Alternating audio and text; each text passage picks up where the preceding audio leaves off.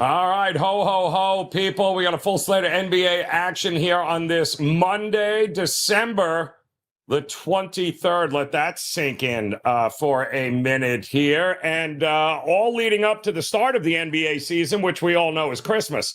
But between now and then, we've got plenty of games to go over. And you're in luck because we got two of the best at WagerTalk here to break some of these games down tonight as we welcome in the one and only Skee Prophet in the house, as is the man, the myth, the legend, Mr. Rob Vino, ready to roll as he has been defrosting since about 8 o'clock this morning in wonderful, sunny Philadelphia with a high of 11 degrees today. So welcome in here. Skee and I don't have any of that to worry about, but that's neither here nor there. What we do have is a contrarian God play right off the bat. And we want to send a shout out to those of you guys joining us here today in the chat room or on the rewatch. It's good to have you with us on this Monday.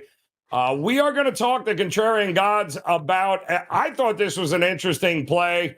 And they're looking to fade the Houston Rockets and back the Charlotte Hornets tonight. Rockets just 2-5 against the number in their last 7. They just played a game last night that went wire to wire, really, with the Toronto Raptors. Big 17-point comeback in that game for the Houston Rockets. This is a tough spot here for Houston, no doubt. Skee, let me ask you, man. Does it make sense? Are we looking to fade the Rockets and take the points here with the Hornets tonight? Well, you asked, does it make sense? I think I can understand the reasoning for taking the Hornets in this spot. Rockets did play last night. They were able to come back and get the win versus the Raptors. They were down by double digits in that game. So it takes some energy to come fight. They had 3 starters, played 37. I think they all played 37 minutes. You know, it's not like one of those games where they got out ahead and got to rest some guys for this game. You have a Hornets team who 2 days rest and coming off a loss as well. So I think they'll bring a really good effort. I think the more the game goes on, it favors the Hornets. And so plus the, 7? Plus 7. Plus 7, yep. Charlotte. I can't believe it. Rob Vino, we got Skee to agree with the contrarian gods here. Charlotte, definitely the side here as a dog. What are you thinking? I wish Charlotte had Brandon Miller available, but they do not. But this is just a rough spot here for Udoka and the Rockets here. I believe just 6-13 straight up on the second night of a back-to-back, this team. So now they're on the road. What do you think about Charlotte tonight? Yeah, and that was no easy win, like Skee pointed out last night for Houston. Toronto had them. Houston did have to make a second half comeback. They went to a couple of reserves, Cam Thomas and Jayshawn Tate, who Udoka applauded for, giving them minutes that were needed in that contest. The starters did get pushed in that game. For Charlotte, they do get LaMelo back tonight. They do get Trey Mann back tonight. Brandon Miller, like you mentioned, Joe, not available, but the Hornets were kind of depleted Friday night when they played. It always shows up in their offense when LaMelo is not on the floor. Tonight he'll be there, and you would have to assume that they'll try and push a little bit, and Houston's not adverse to getting up and down the floor as well. So I think if Charlotte has their way, the scheduling and the situation being what it is, to add to that maybe they can get themselves underneath this number. I was a little surprised that it went up from 6.5 to 7. I would have thought that it would come the other way. Did not. So for me, it would probably be Charlotte plus the points here. All right, looking at Charlotte here in agreement tonight. Take the 7 points against the Houston Rockets. Don't forget to hit that like button or the subscribe button here if you're joining us on this Monday. We certainly appreciate it. We got a couple of featured games here tonight, which I find also fascinating. We're going to break down. Shout out to Have Cash, Titan CT in the house, Big Daddy. The crew is here, and it looks like even Big Daddy we convinced to look the contrarian God's way. We're going to look at the Philadelphia 76ers tonight at home, taking on the San Antonio Spurs. And Skee, I was a little shocked to see the money rolling in on Philadelphia here. I thought for sure San Antonio opened up as a 5.5 point favorite. I'm seeing 6 now, maybe even a little bit more. But it does look like Philadelphia might have everyone healthy. Is that a good reason enough to back Philadelphia in this spot? No, I don't care who's really. I mean, Maxi's probable. You're without McCain, and I don't care if Embiid plays or not. I'm getting to the point where I don't care about if George plays or not. I want nothing to do with the Sixers team. This is one of the first teams to make make that list that we talk about for the past few years. Laying points, they don't really get stops. I'm looking at last 5 games. I guess they improved 18th defensive rated team, but Spurs have been better. Offensive rated team, defensive rated team. Only thing Sixers have been able to do lately is rebound, and I'm not even sure they can do that tonight. So getting points versus Sixers team, that's the only way to look for me. Rob, it's tough to back the Sixers, but it's been when the limited that we have seen with Embiid and Paul George and Max, when we've seen them together, we get it, right? I mean, they're capable of being pretty good. The question is, you just don't know on a night to night. Are you going to get all of them? And if you are, what version of them are you going to be getting? They've had a little rest now, Embiid. But do we trust San Antonio to go on the road here and keep it within this number? You know, what's crazy, Joe, is we focus on, are we going to get all of the Philadelphia guys? And for San Antonio, their most recent game was only the second time all year that their projected starting lineup played together.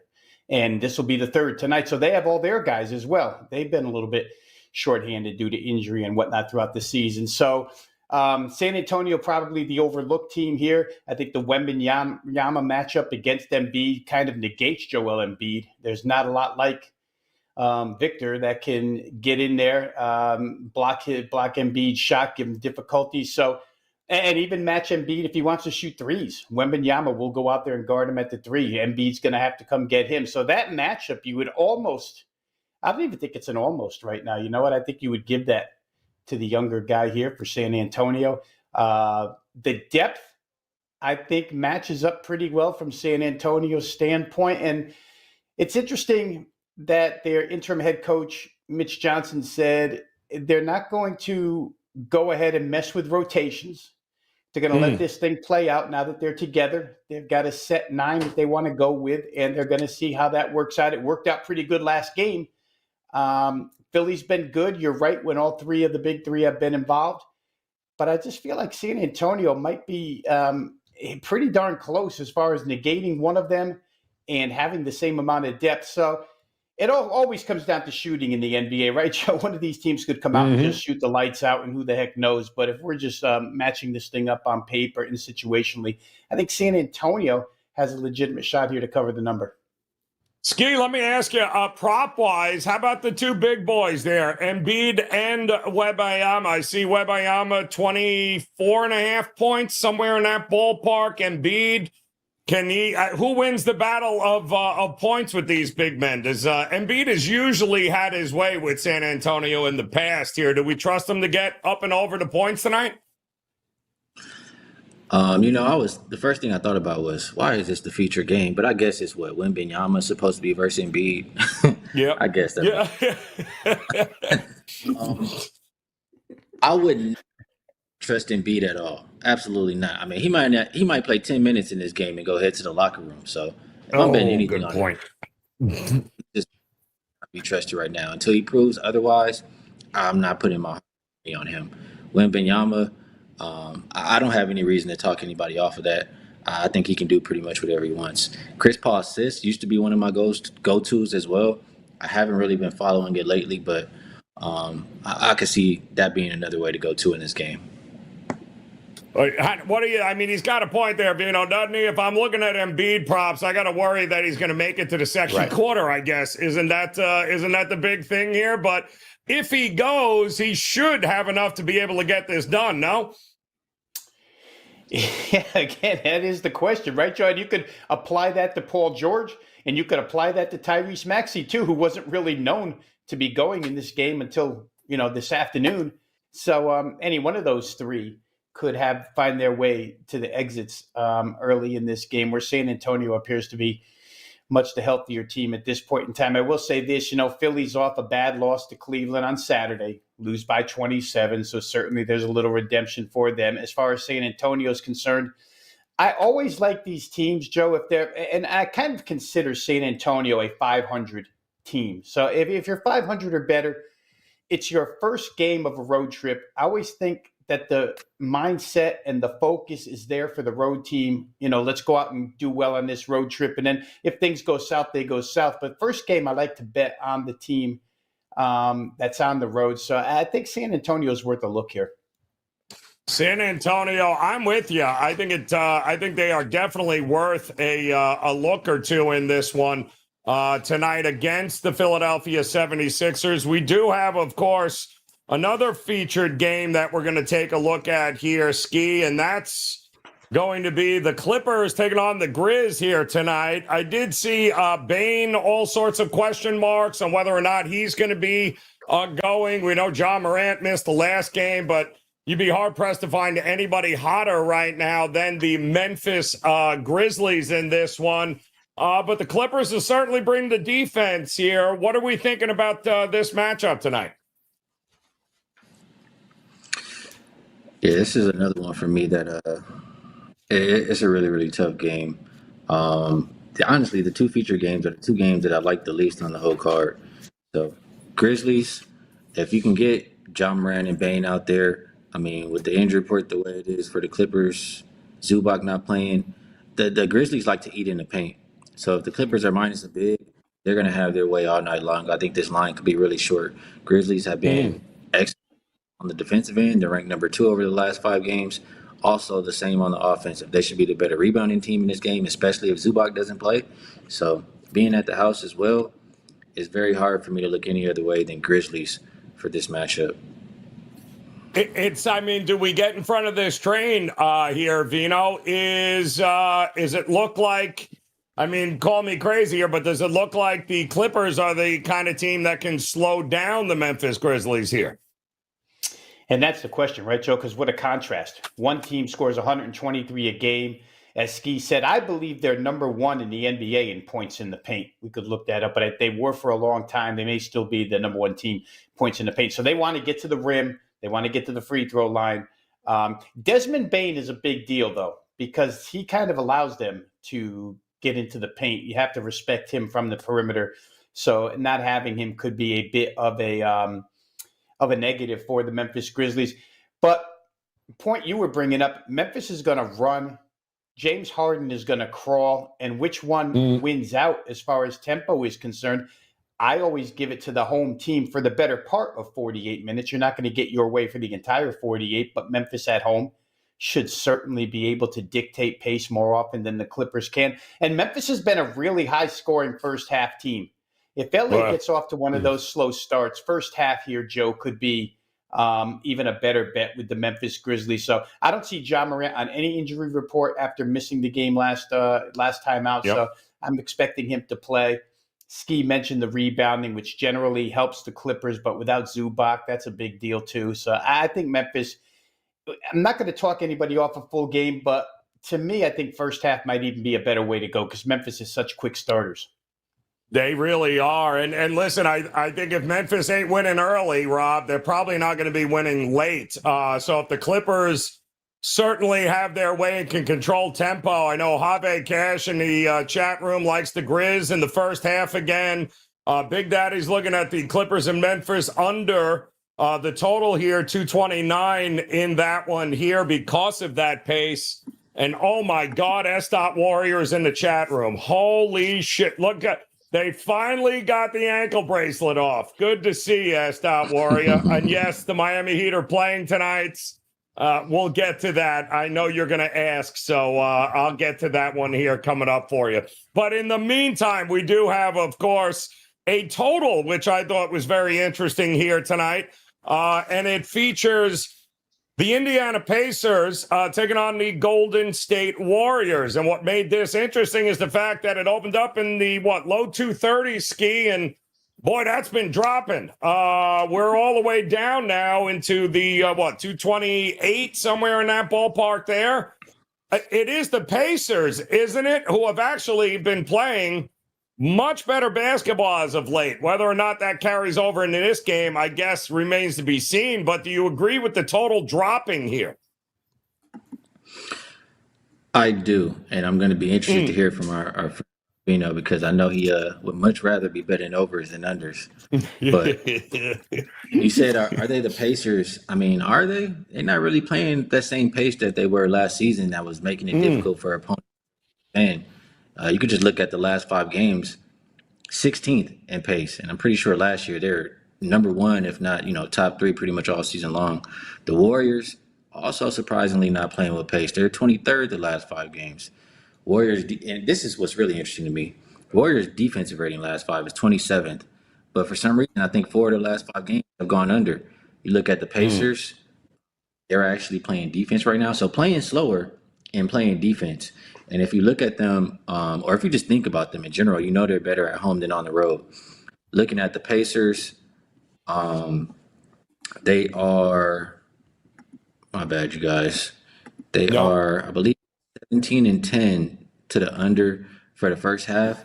But the second half is like the opposite, 17-12 to the over. So they're a slow first half team. And the Warriors are the same kind of deal. Warriors are 20-6 or 26-1 to the first half under. So it makes sense also that the first half total is shaded a little bit more. I think I saw 112 compared to the full game at 228. I've seen plenty of times Pacers come out of halftime and step it up as far as the scoring is concerned. So for this one, I would take first half under 112 if I'm betting.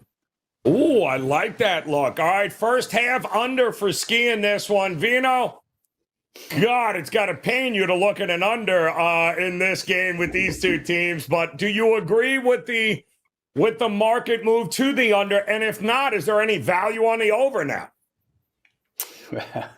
We do way too much work together, guys, because I'm going to take that shovel and I'm going to dig until I can find something I can play over with here. I think, and it's funny that as we're talking here, guys, within the last 6 or 7 minutes, this total's gone up. 228.5 to 229. We see a lot of red on 229.5 right now. I don't know if money thought that somebody was injured and not going to play in this game, or why the immediate push towards under overnight and early today. But it looks like it's coming back a little bit now. It sort of makes the play that I'm on a little bit less appealing, but I still think it's there. I like the Indiana team total. It was 111.5 when we started the show. I think it's up to 112. I was just checking while you and Skee were talking. But for Indiana, let's start with that team on the defensive end. Rick Carlisle pointed it out, and Rick Carlisle said he's almost happy that they had no shot at that Emirates Cup because it gave the team extra practice time.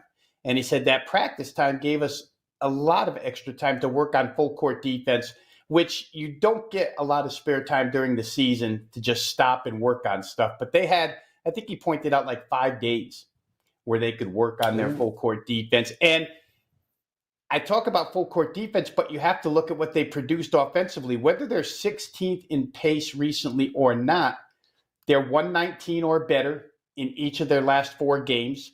5 of their last 6, if you want to go back a step further. And here, like I say a little bit ago, we were only asked to get over 111. And Skee pointed out that Golden State's defense has not been real good as of late. So I thought the Pacers team total was the way I would individualize this play, Joe. I'm not going to argue anybody off of first half under, but I do think the Pacers, even in a back-to-back situation, have enough against Golden State to get themselves up and over, I guess, what's now 112. Yeah, I'm looking. I saw it this morning, right? They weren't sure if Draymond was going to play. He was listed as questionable. Moody was questionable again. Gary Payton was questionable. But I guess maybe if they think, Skee, none of these guys are playing, maybe that's why it's starting to shoot back up again. A little less defense, a little more offense. Yeah, I haven't really seen. I haven't seen any. The same people who were on the injury report earlier are still on Or there right there. now. Well, Yeah. actually, Gary Payton has been. Gary Payton Jr. He's been added to the injury report, so that would be less defense out there for the Warrior squad. That could be Mm. why we see a little tick towards the over. So, yeah, I don't like that. If I want to bet that first half under. Yeah, well, I was going to say that's three guys on there, three guys that could, at least two out of those three guys are going to mean defense for the Warriors. And if Draymond's cut too as well, this total could go flying over on that one there. All right, guys, so we've got the contrarian gods. We got a couple of interesting featured matchups. We're going to get to a couple of games that you guys are asking about in the chat room, not to mention some best bets here in just a second from Rob and Skee. I do want to remind you, if you haven't done so already, make sure you smash that like button. Make sure you hit that subscribe button and become part of the WagerTalk TV family. We certainly appreciate you guys hanging out here on this holiday week. Some great games, in fact, coming up on Christmas. And Skee, I want to ask you, a lot of the teams that are playing in a couple of days on Christmas are playing tonight. So this is how do you approach? Are you looking at maybe some teams, depending on the outcomes tonight, looking to go the other way on Christmas? Because 2 games in 3 days here for some of these teams here, like Denver and Phoenix, to me is going to be fascinating tonight with Denver off of that big game against having to go to the wire again last night. What happens tonight against Phoenix, and then 48 hours later, they're in Phoenix. So it's an interesting scheduling spot for some of these teams. It is. I think you mentioned the one that holds the most significance to me, at least, because they play today and they're going to play the exact same matchup again in 2 days. So they'll be very familiar with each other. In my mind, when I see games like that, it makes me think that the second game will be a more defensive. Outside of that game, I do like the fact that Minnesota and Dallas, it's that same playoff matchup, revenge. Yep. That would be a really good game as well, where we see a lot of defense. So those are my first initial looks. I'll just go down the list real quick and say, I've already told you guys, there's no way in hell Philadelphia is getting my money. Versus New York, we can probably run back my player prop that I'm going to give you guys for best bets on that game. And then Lakers. I think these are two teams going opposite directions. So I would be betting with the team I feel is going up. And you should know if you've been watching. Yeah, amen to that. Vino, you got any handicapping strategy here coming up with these teams that are playing tonight and on Christmas? Yeah, I think one of the things you got to keep an eye on, Joe, is Luka's still got a question mark next to his name tonight. Yeah. Are they going to rest him and save him for that Minnesota game at home on Christmas Day in Dallas? Or are they going to play him to get him some minutes so that he's probably, you'll get a day off tomorrow, probably ready to go against Minnesota? It'll be interesting because Minnesota has leaned on their defense quite a bit as of late. I think Wembanyama on national TV to start the day against New York is a big deal. I know the Knicks are 9.5-point favorite in that game. We'll see how San Antonio does tonight, but we might have to counterpunch according to that result. The Denver-Phoenix game you guys already talked about. The Boston line opened 4.5 over Philly and is now up to 10 in a couple of places. They didn't even give us a chance. And Boston's already more than doubled the price. But maybe rightfully so in that one. Lakers, Golden State. I should probably ask Skee about this because he's talked so much about Lakers' lack of defense, rightfully so. And this game has been bet under. Maybe more for Golden State. Maybe we'll see who's injured tonight and who might play on Wednesday. But it would surprise me, or it does surprise me, that game has taken so much under money. These lines have been up. Let's also point out that these lines have been up since before the season started. So there was a lot of opportunity to bet these particular games. But that's just some of the stuff I'll be looking at. I think I look to tonight more, Joe, and to counterpunch on Wednesday with tonight's results. Yeah, I exactly. I think the counterpunching is a great look here with some of these teams coming up in a couple of days on Christmas. But we do have a couple of best bets coming your way here, guys. So, Skee, I'll turn it over to you, my man. Plenty to choose from here tonight. You mentioned a prop, not only tonight, but maybe in a couple of days. What are you looking at? Yeah, and for Rob Vino, they're playing some defense lately, Rob. So take a look at that. Mm-hmm. Best bets, our best bet. I'm gonna go back to one that has done some good for me lately. Carl Anthony Towns over 13 and a half rebounds. He did not get it last game because he was in foul trouble. He didn't get the minutes, but he's hit this 9 of his last 11 games. This guy averages 14 rebounds. I'm pretty sure he's still leading the league in rebounds, and that's why he has motivation to keep it going against a Toronto team who no Jakob it's going to be a lot of opportunity for rebounds there tonight. So, Carl Anthony Towns to just get to his average, he's been hitting it. We'll go up and over 13 and a half.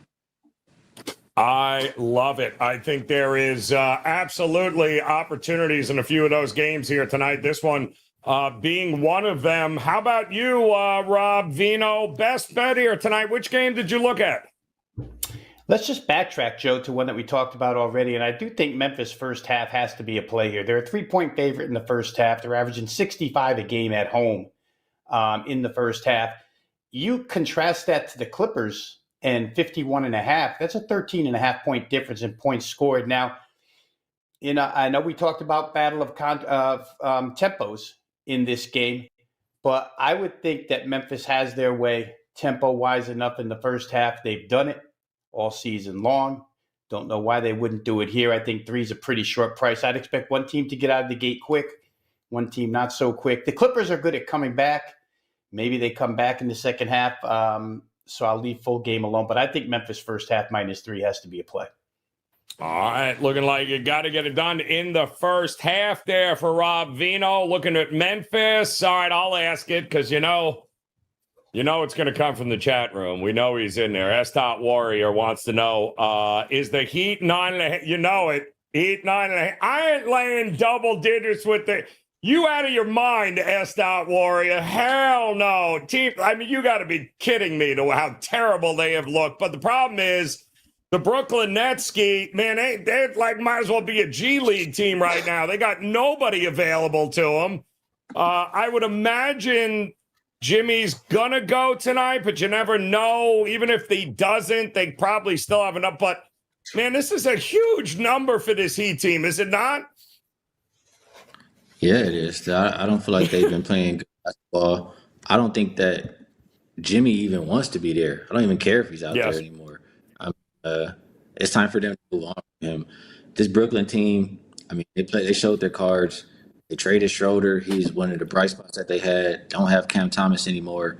I should have pulled it up again, but I did look about a week ago. Their record ATS without Cam Thomas was not very good. So I can understand our favorites. It's just not for my money.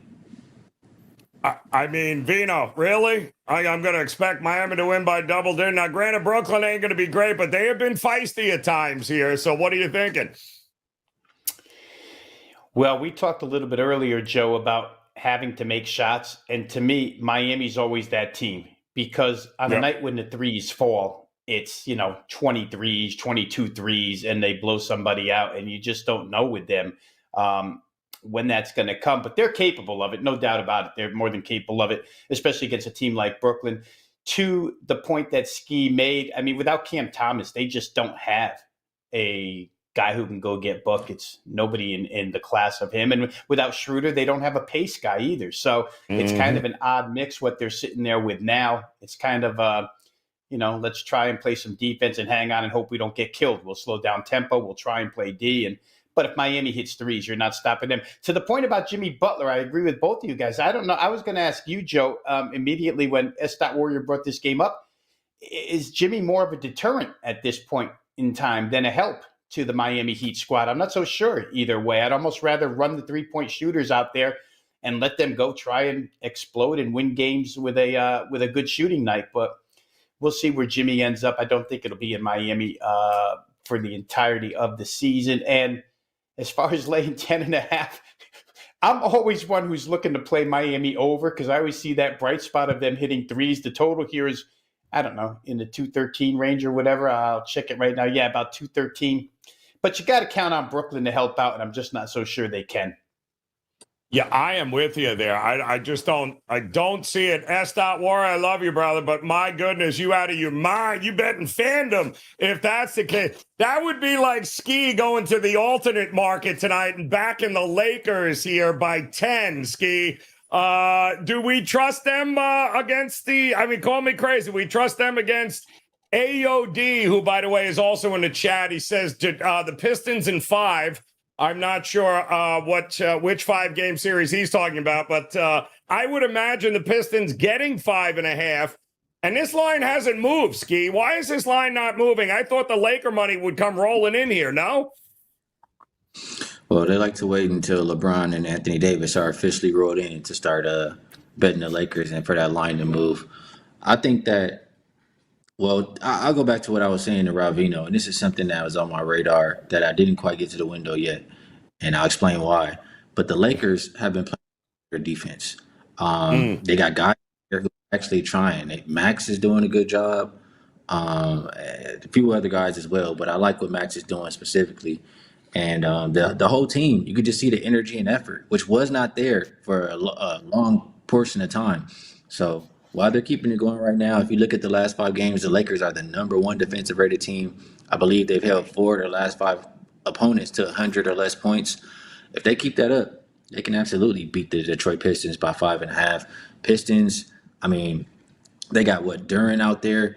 Duran, I mean, he just gonna hack AD. He could be fouled out by the late quarter, and they don't have Isaiah Stewart to back him up. So if they're minus that big man, the Lakers could have success, and that could kill my under. So I was leaning under for the Lakers defense, but I guess if they're going to be able to score the way I'm thinking, Lakers should cover.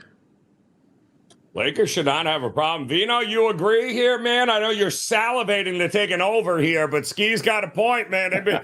They playing some unders and playing some defense here, Vino. What do you think? And I'll tell you what, if Detroit's missing a piece, I mean, the Detroit team total under should be a play, right? Skee 108.5. I mean, absolutely. The Lakers defense should contain Detroit enough, especially if Detroit's missing somebody. Maybe we isolate it and look at it that way by playing the Pistons team total. It doesn't seem to have moved. The best line I'm seeing here is 109, but under 109 sounds like that's worth a shot. Yeah, I like that play too as well. You guys are heading into a monster week here with the NBA on Christmas. Loaded card here tonight, Skee. What do you got locked, loaded, ready for the folks at your page at WagerTalk? Yeah, if you go to my page, you will not see a package, but I do have plays loaded for everybody who's a subscriber, and that's the best way to get involved with me. I mean, I do release plays throughout the day, pretty much every single day, and I should have updated, but I know every sport I've been a pretty big run. Before I updated, let's see, I went 3-6 over the weekend, so I was 48-23 all sports run. So you guys can do the math. We're still going to get back on track, and you can check my workout at WagerTalk.com. Good stuff there. Hop on board with Skee. Visit his page over at WagerTalk. Become an all-access client. That's the best way to do it. Same with Rob Vino. And Rob, what do you got locked, loaded, ready to roll here? Well, I can say that we banked one already, Joe. We had the UTSA team total over 34.5 this afternoon. They got into the 40s in the early bowl game. Didn't have any interest in the Fresno State game, so not there. But I am involved in Monday Night Football tonight. The month of December, say it one more time, it's been real kind right now, up 25 units for the month. That's all sports combined. NBA's been particularly good. That's been leading the way. So you can find, much like Skee, individually released plays throughout the day and night, especially with all this college football and NFL Wednesday, NFL Thursday, NFL every day. You just got to find out if you have the channel that it's being broadcast on. So we're going to have plenty of action up and available. Once again, you can see the address right there, wt.buzz/RV. That's the way to look at it, guys. Looking forward to it tonight. Somebody wanted to know, Celtics are playing what? The Magic tonight? Is that what they are? Is that, they're playing the Magic tonight and not a snowball's chance in hell. Am I looking at Orlando? Guys, make sure you visit Rob Vino. Make sure you visit Ski Profit. Make sure you hit that like button as well as the subscribe button and come back and join us again. We'll have a special edition of the Christmas NBA tip-off show posted for you here on WagerTalk TV. So make sure you guys check that out. We'll get that up for you tomorrow, taking a look ahead at those games on Christmas based upon, of course, what we see happen tonight. But on behalf of Skee and Rob, guys, we appreciate the time. As always, a very safe and happy and profitable holiday for you guys. We'll see you again soon here on WagerTalk TV. Good luck.